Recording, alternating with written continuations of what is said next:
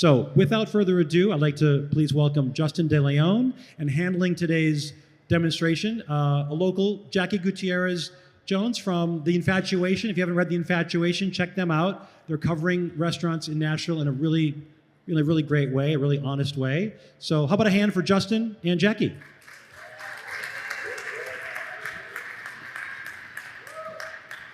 Thank you so much, Steve. That was a wonderful intro. Steve mentioned I'm Jackie Gutierrez Jones, and I'm a local writer-editor, mostly with the food scene here in Nashville. I was the former editor of Eater Nashville and now currently with The Infatuation, as you mentioned. I'm super excited to share the stage today with Justin DeLeon. He's coming to us from Apollonia's Pizza in LA, so came all the way from the West Coast, and we welcomed him with amazing weather today. It's such a perfect weekend to eat some pizza and hang out outside. So happy to have him here. We're going to be talking about how to make pan-style pizza like a pro. I don't know about you all, but in the pandemic times, my family kind of took it upon themselves to do homemade pizzas. What else were we going to do? Well, let's make some pizzas at home. So we kind of fancied ourselves like home pizziolos and kind of tried to do our own thing. So I'm really stoked to hear Justin's take on how to do a style that I don't think we tried to tackle, and that is the pan pizza. Because as Steve mentioned, if you've seen his Instagram, Apollonia's Pizza, they are gorgeous, gorgeous shots, but the pizzas aren't just visually beautiful, which they are, and very unique. They taste as good as they look. So I'm gonna hand it over to Justin and have him say a couple words, and he'll get us kicked off here. Awesome, thank you. Thank you, Steve. Thank you, Pizza Fest. Thank you, Nashville, for having me. I'm very honored to be here to share my pizza with you guys. It's a little boy's dream to make pizza in LA and to travel and share it with you guys, so I'm very grateful and honored. So thank you for coming and taking time from indulging in a lot of the good slices out there. Our square pie kind of was in a void for several years. I wanted to do something with this par bake. And for 3 years, I was just obsessed with like making the bread, making the bread, making the bread. It didn't have a home. I wanted to do a sandwich that really didn't do anything. One day I said, let me do a square. I made one square pizza, and I was just like thrown back on how, I consider myself lucky. I considered it very lucky how beautiful that pie was, that first pie. I had a crown. It wasn't where it was today, but I had a crown, and I was obsessed. It was something that I couldn't wait to go to work the next day and make 30 pies. And most of them, had potential, but they were going somewhere. And week after week, month after month, they'd get me up at 4 or 5 in the morning, let me go to work and make another one, and make another one, make another one. So I became obsessed. And as time passed, you want to start doing little tweaks. And for me, it's always been one tweak at a time. If it's the water, you change the water once. If it's salt, you change salt once. You change 2 or 3 things, maybe you progress, maybe you go backwards, but you don't know why. So in time, we slowly progressed in making adaptations and building a pie. Just like my photography, I wanted to create a pizza that could communicate and stand on its own without me having to defend it. Like a piece of artwork, you put something on the wall, you walk away, it's got to defend itself. I can't convince you on why it's great. I can't convince you to look at the things you don't see. So that for me is I wanted to create something that would communicate LA, New York, Europe, around the world. So images for me and pizza became one. I stopped doing photography right as the digital age kind of took a peak. I like being very hands-on. I like to touch. I like to feel. And once I stopped developing film, creating photographs, pictures with chemicals, to me, I just felt empty shooting on digital film and getting an image. There was no payoff. In photography, there's something called the latent image. And it's when you take a picture, it goes onto the film. That image that hasn't been created is called the latent image. And it's not until you develop with chemicals, papers, you see the image that you got. Well, it could take 2, 3 days, maybe a lot of money, traveling. Did you get the shot? Did you not get the shot? And then when you realize you did get that shot, there's nothing like that payoff, that reward, like I did it. or I got to go back and maybe correct it.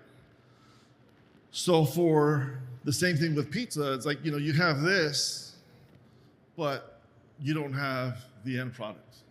So you got to create your own steps, your own way of doing things. There's 1,000 different ways to make a par bake. There's 1,000 different ways to make a square. For us, it's always been, like I said, one step at a time. And we've been doing it for 6-8 years on our squares. And to this day, it's like I still feel like I'm learning. I don't think my best pizza was yesterday. I hope it's tomorrow or the day after. So for me, I always think one step at a time.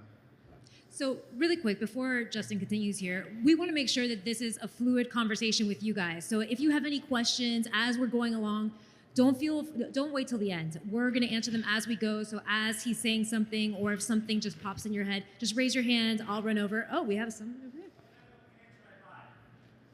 That's a good question.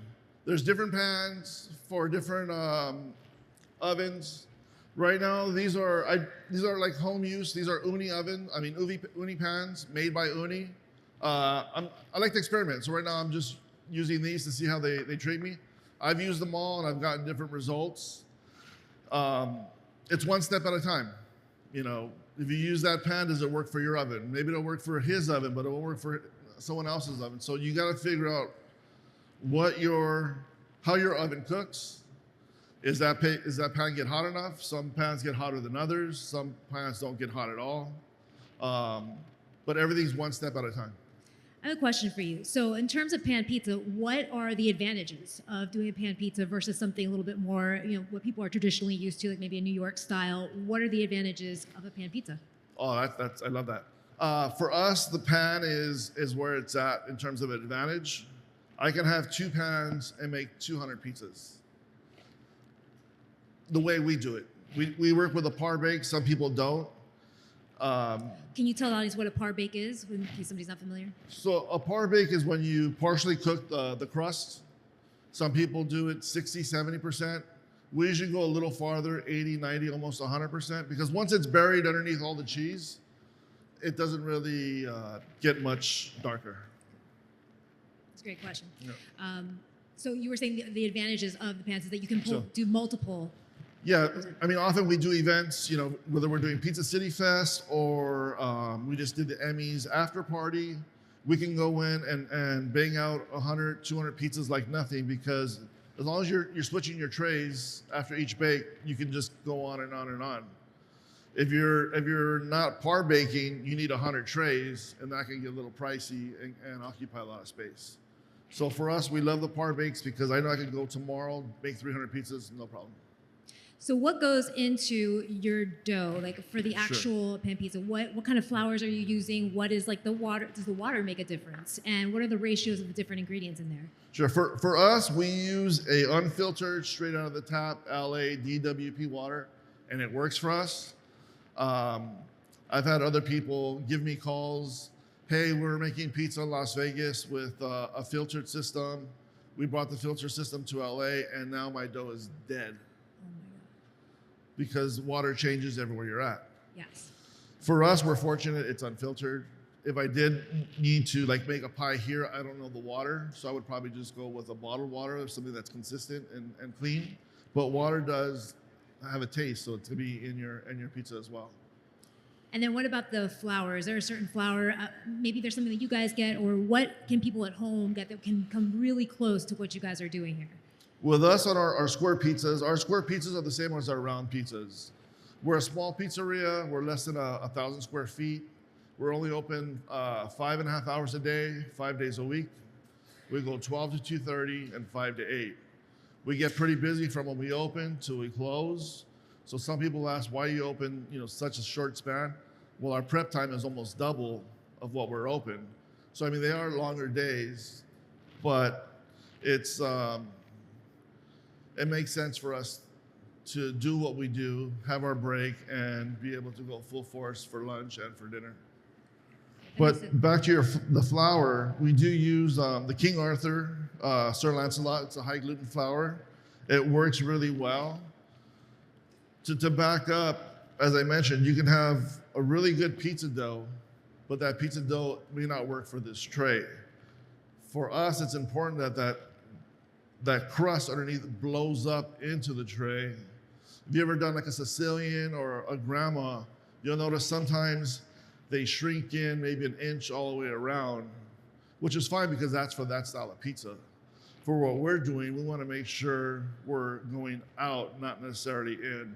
And usually when you're coming down in, it's probably a couple of days. Like I said, we're really busy. We're a really small pizzeria. So our squares are usually less than 18 hours from bake to mix to bake. Wow. So it's really, really quick. You mentioned the King Arthur's high gluten flour. So when people come in with, do you do gluten-free pizzas, or do you address that at your shop, or is that like a no-go? Like that just does not happen?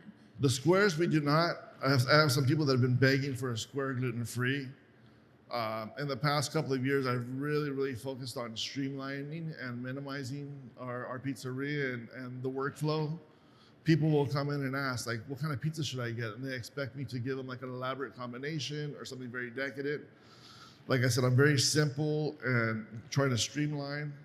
So for me, when you come to my pizzeria, I always recommend just a plain cheese pizza. Very basic, Yeah. very simple. So you've got the King Arthur flour. You've got that special LA like water that's doing magic for your pies. You've got the pan that you can do multiple batches with. All right, so we've got the par bake. Now moving on. What do we do after we've got the par bake going? So these, you can bake them, leave them in the freezer for a couple days, couple weeks. They work great. I love that. This was made probably Tuesday, Wednesday this week from LA, brought it across. That's so good for people at home that want to do like weeknight dinners. They can just kind of like pre-make this on the weekend, and they've got like the crust already made, and it can sit there for a couple days, and it's going to taste just as good. That's a great thing to know. And if you're having a party for 100 people, it's simple to make 10, 15 of these pies, have them built, stand by, just put a bag over them so the air doesn't hit them, and you can throw them in all night conveniently. It's really a great system. We got a question over here. Ma'am, your name and your question. Diane, we're all from Chicago, so we love our pizza. Quick question though, you were talking about the water and the flour, but doesn't the temperature, like humidity, like in Florida, they can't make a pizza dough, like maybe Chicago, we have high humidity, as opposed to LA, you don't have humidity like Chicago does. So doesn't that affect how you do your crust? I'm glad you reminded me of that. Our pizzeria in the morning when we're making our par bakes is very humid. I turn off my hoods. It gets very hot. I put them up really high, covered with bags. So they do sweat because they love the humidity. And it helps the process of them blowing up and filling the tray. If they don't blow up, they don't really fill the tray up that much. They kind of blow up midway of their potential. So when it's really humid, we leave it probably gets 95 degrees for about 2 hours in the pizzeria or in the oven area. So they love that humidity. That's a very good recommendation.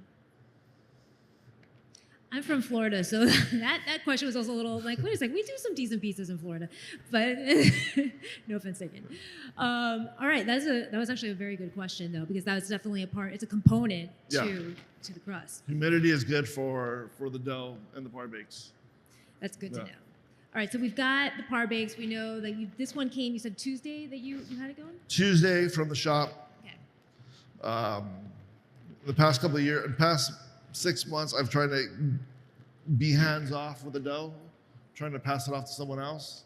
So it's nice to see that it's being translated from my hands to someone else's, and it's very consistent. So I'm happy that I can work with something that I didn't have to struggle with and create. So with that, we have our par bake. Our first step is usually we do our edge cheese. There's always different questions. How do you get your crown? And like I said, there's a lot of variables with your home oven. You gotta troubleshoot one problem at a time. For us, the drier the cheese, the better. So we use a mozzarella that's been out. The sides are on? Okay. So we edge the side of our pans. Somewhat heavy, but not too heavy. I don't know how possible it is, but when you're done with that, like, I don't know if we can kind of show people like what you're doing. Are the cameras on? Or is it showing? Oh, it is. Okay, perfect. Didn't know if you guys could see. Great. And also, Justin, can you talk a little bit about, I mean, because what Apollonia is known for, really a big deal, is that crust, that kind of lattice cheese crust is so amazing. Especially if you've not seen their Instagram account, the Apollonia's Instagram account, it's just like to drool over. But they're so unique, and especially that big kind of fluffy crust with this cheese crown that he's doing. So I was hoping you could talk a little bit about that and how you developed that and the kind of the background of it. Well, it's constantly developing. If you look, like 3 years ago, you see it looked one way. Now we've focused on trying to go up to the pan and even out and around. They kind of look like scorpion tails. It's more of a look and a detail that doesn't really mean anything. It doesn't have a taste. As soon as you touch it, it breaks off. So I mean, there's a lot of processes. By the time you pull it out of the pan, put it in your hand, take it to your mouth, it's pretty much gone. It's just a detail that it's for looks and nothing more than that. Presentation. Which comes from your photographer background, I feel. That's where it really comes into play, that visual. But that's such a big component of food, right? Is the visual part of it. That's what draws people in initially. So I love that. So go ahead and continue. But more importantly, the communication is one thing. The pizza itself, you know, it's a sense versus a visual sense. Then you smell. Yes. Well, you have two strong senses. That third one is the most important, which is taste. So it has to live up to the first two experiences. Absolutely. Yeah. So with this, we have a dryer, shredded mozzarella. We put a fresh mozzarella down the middle. Where do you guys source your mozzarella from?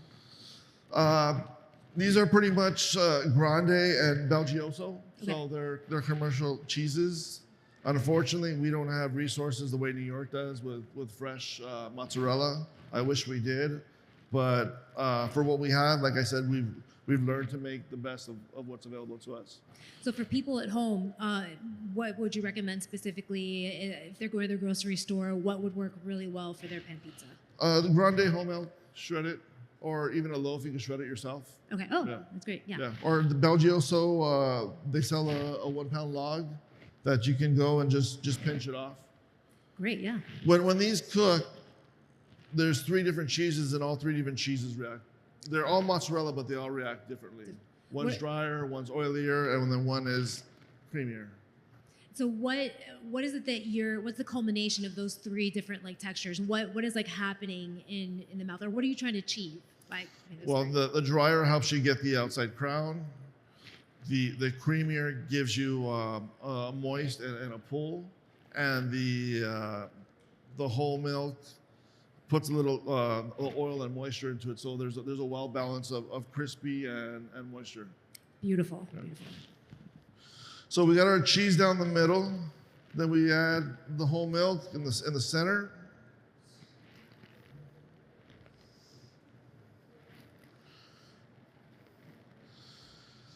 Different people do it different ways. For us, I like, we use a lot of garlic and a lot of oregano. Yes, on the garlic. So I put a lot of oregano down the center as well. If you think about it, it's just a piece of bread and cheese. So there really isn't any salt. There isn't any flavor. So we've got to make sure we're aggressive with our ingredients to achieve something that is tasty and enjoyable rather than like a big quesadilla. Then we add some chopped garlic, and we're also very generous with the garlic. And is this usually how you treat most of your pies? It's got the oregano and the garlic, or do you vary when it goes to different, or is that the standard kind of base for your pies? Yeah, for all our pizzas, this is the base. We'll do about 50 of these before each service. Crisscross them, put a trash bag over them. Why the trash bag? Just to keep them so there's no airflow and they don't dry out. They stay moist. But, it's easier just to grab them and throw them in the oven versus trying to build everything fresh and hold up the line. So if someone comes in, you can give them this pie. It's about a 13, 14-minute bake time. It can be in their hands like in 20 minutes. That's awesome. Yeah. We do pull them out several times. So something like this, we would put in the oven. We would bake it. it would come out 6 minutes later. We'd add, pepperoni. If it was cheese, we would cook it for another 6 minutes. And with the pepperoni, we're usually pretty generous. Who doesn't like a lot of pepperoni, right? Love the pepperoni. Oh, we've got a question. Right, state your name and the question. My name is Stella, and I have a question. Does your house smell like pizza all the time from cooking? My house doesn't smell like pizza all the time, but my clothes do.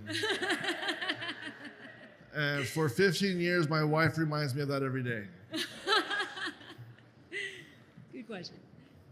Now, one thing I've noticed is the sauce didn't go before the cheese. That's correct. So talk a little bit about that. Sure. Or am I jumping the gun? No. So something like this, we would put in the oven. So the pizza has a total cook time about 13, 14 minutes. Well, pepperoni, you put that in for 13, 14 minutes, you're gonna have black pepperoni. So we put it on halfway through, about 6 minutes. And then we come out with something like this. That looks so good. I've been eyeing that since I've been on this stage. It's traveled a little bit, so it's lost a lot of its treacle from downstairs to upstairs. But something like this, then we would add our sauce. Our sauce we put on cold room temperature. If you put that on 13 minutes, that sauce is being overcooked as well. So we just cook it just enough where the sauce will cook. And the more it cooks, the more it expands. So we're not looking for sauce all over the pie, just sporadically. This right here is our spicy vodka sauce, which has become my new obsession. So what goes in the vodka sauce? Vodka sauce can or cannot have vodka. It doesn't really affect the flavor. Okay. We use garlic, salt, pepper, sugar, and oregano. No, not oregano. Pepper, sugar, salt. So we'd have this, then we'd put pecorino on top. We're constantly adding pecorino and olive oil because it's just bread and cheese that's been cooking for approximately 15 minutes at this point. So we'd add some olive oil, put it in the oven, add more olive oil. Is there a certain kind of olive oil that you're using or that you prefer? We use a small little boutique olive oil that's from up North California. It's called Canto Sol. Canto Sol? A very, very small batch. And that's what we use for finishing. Okay, great. A lot of people are always like, how do you get it out of the tray? I mean, I can get it out with a spoon if I had to. All you gotta do is just kind of pop it and lift it. Uni has these really cool Detroit spatulas that make it super easy to pull the pies out. That is awesome. That just came out in one big brick so easily. And believe it or not, this is like the first time that I've used this tray. So you don't have to season it. You don't have to spray it. All right, we have another question in the audience. Your name and question. Hi, my name's Maria. So talking about like uni and all like the newer at-home pizza, like ovens and all those other systems, do you feel it has helped, hurt, or no difference on your business? Because people are like, wait a minute, no, this isn't as good as Apollonia's. Thank you. I don't want to say it's a catch-22. I think it's definitely better because the more people are educated, not everyone wants to make a pizza as frequent as they eat it. But the more you know, the more you can appreciate a good pie or look for a good pie. If you're making pizza, better ingredients, better quality. So you're looking for that outside of your home. So I think it does help, and it also helps educate people on the process, so you can appreciate what's going on somewhere else. So I think it's good. Oh, thank you. I do not. Thank you. Yes. Should make Thank you. one. So yeah, this is I've talked to a lot of people today. It's taken them 3 or 4 pies to dial in what they trying to achieve. I got one. I only had 2. I brought these 2 from Los Angeles, so I only had 2 pies, and this is kind of like what we were able to achieve today. There's the bottom. I really love how it looks like a crown. It really does. The little edges spiking up, and it looks like it's just containing that pizza so well. It's so unique. It's that visual component, I think, that really like draws people in, and that's where I see like your photographer's eye in this. So it's hard to imagine like, well, where is the intersection between photography and pizza? And it really is right here. It's that visual like beauty of the pie. I don't think I've ever seen anything quite like that, but that's like the signature stamp of your pizza is that cheese crown crust, and it's super, super cool. And the beautiful thing about this is you can cut this into 6, you cut it into 4, you cut it into 16. It's a great pie that can go into the freezer. You can pull it out tomorrow or in a few days. And to me, I think the second bake, the reheat on that slice is 100 times better than a fresh pie. So to me, I'd rather sell you a slice than a whole pie. And when you see someone eat our slice, there's a crunch that also brings in another element, a sense. It's like now you're hearing versus only tasting. So people they react to that crisp, that crunch, and that's what you get out of a second bake. All right, we have another question here in the crowd. Your name and question. Hi, I'm Olivia. What kind of oven are you guys using, and what temperature do you suggest? Thank you. For home or commercial? For home, I recommend as high as you can. And if you go 475, 550, you'll see it cooks a little bit differently. We cook at 550 at the shop. We're about 13 minutes. Today we did the same thing down. We went 550 on the top and bottom because those ovens control the top heat and bottom heat. It was fairly close. I'm happy with what we got. If I threw in a slice, I know I'd be very happy. But as high as you can go, up to like 550. I know Steve's got the voice. So do you want me to go to the mic? First of all, because we have a camera to cut away, Justin, maybe you could just hold the slice, kind of keep where it is, but turn it sideways so the overhead camera can get a good tight shot of it. This way? I'll tell you 1 second. As soon as they go to the other camera, I'm floor directing while I'm sitting here. Do we have an overhead camera shot in the control room? Oh, yeah. Can you hold it down maybe? Keep it down on the table where it was. Yep.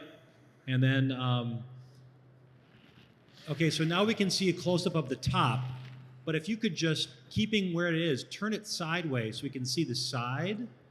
Yeah, that's what I'm talking about. Okay, so this is my question.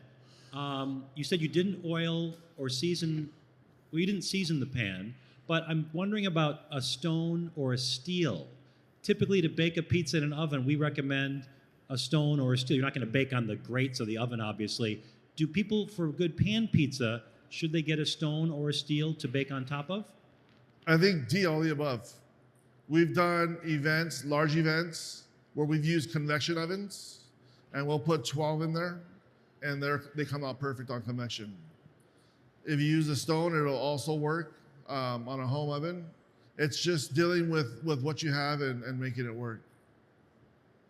But like I said, D, all the above. You can use a stone, steel, or just convection.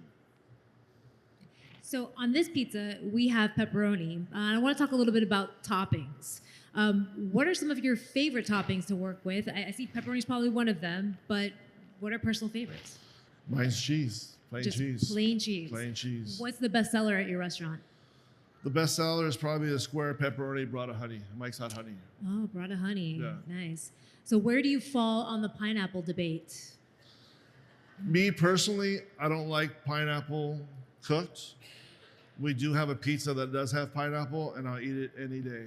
Oh, all right. Okay. To me, it's the exception. It's got pepperoni, onion, jalapeno, garlic, bacon, and pineapple, and finish with basil. Awesome. Sweet and savory. Sweet, I do like this. Well, it's a classic combo, sweet and savory. I do love that. So you've been in Nashville for a little bit. Have you, and I don't know if you've had a chance to try any of the pizzas. Has anything particularly stood out in terms of Nashville pizza? Like who's doing some good things around here? Anybody you want to shout out?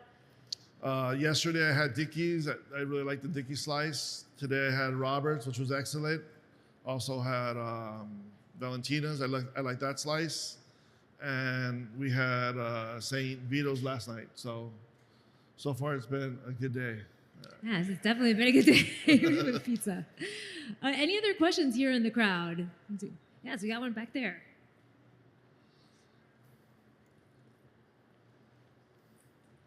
Yes, sir. Question and name and question. So my name's Cam, and I'm just curious, when you go to a new town like Nashville, let's say you don't know anybody, what are the tips and tricks for finding a good place to get a slice of pizza? Good question. I couldn't hear it. Oh, I'll get closer, sorry. So let's say you're somewhere you don't know anybody in a new city. What are some tips and tricks to find a good slice of pizza? That's a good question. I usually just ask, hopefully, someone that's been here before me. I do sometimes just like look out for popular slices. I was in Milan not that long ago, and I was trying to find a good pie.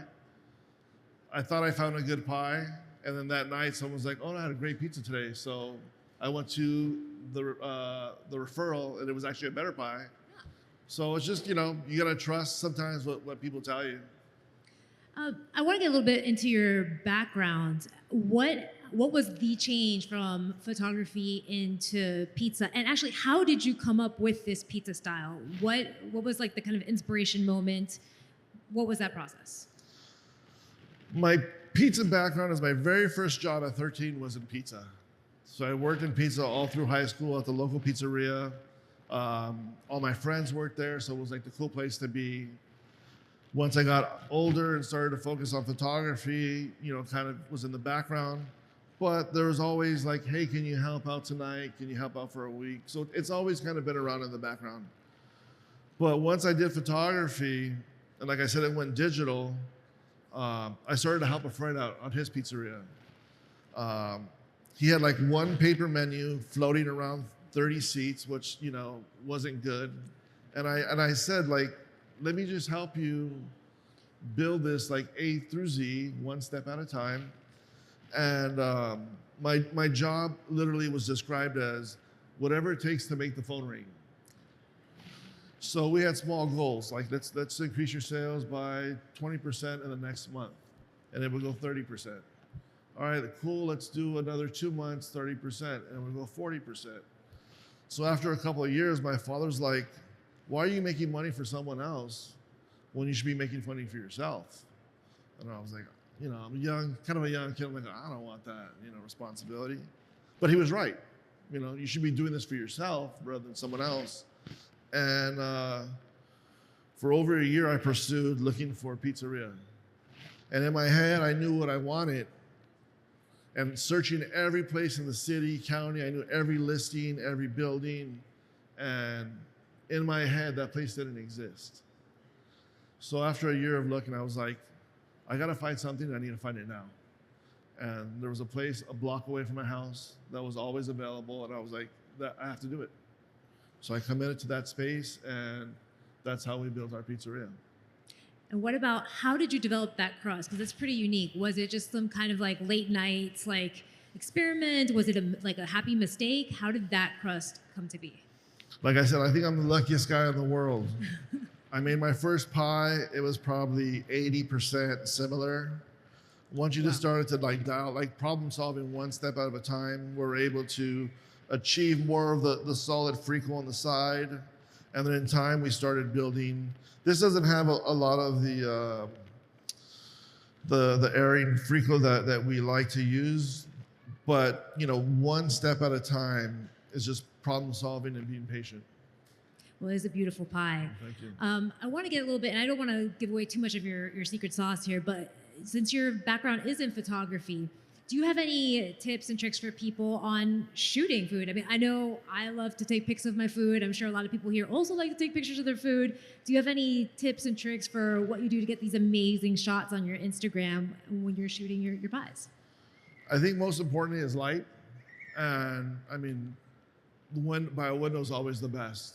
We've got beautiful light in our pizzeria. I'm surprised, like photographers and people have never asked to shoot there. It's a north light, which is like very iconic of photographers like Irving Penn. And for food photography, it's exactly, you see this beautiful light bouncing in. But to me, more importantly, like when you take a picture, people overthink the picture. To me, photography is like that immediate reaction, shoot it, don't think about it.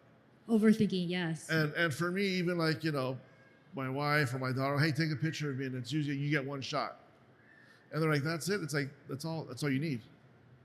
But it's not overthinking, it's your response to what you're seeing and how you're feeling. So that's how, usually it's just one shot and that's it. Also, you're a professional, so it only takes one shot. I don't think it has anything to do with professional. It's just the discipline of reacting, responding, and doing it, not overthinking it.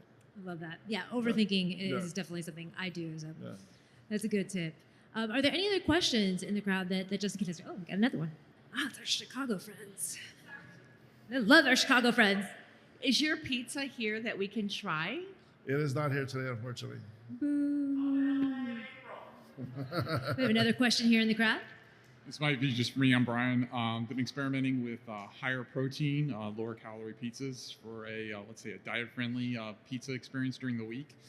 Any experiments that you could recommend for ingredient substitution? I've used Vital Wheat gluten. I've used Greek yogurt of that nature. I couldn't hear it. So he was talking about high protein variations for pies. He was mentioning using Greek yogurt, or you want some suggestion. Vital Wheat gluten, suggestions for like a healthier kind of weeknight pizza, higher protein. We do use a high gluten flour, and every once in a while, if I'm bored, I'll add maybe 1%, 2% of whole wheat, just to give it a little bit of flavor. And I won't tell anyone, but I'll just do it.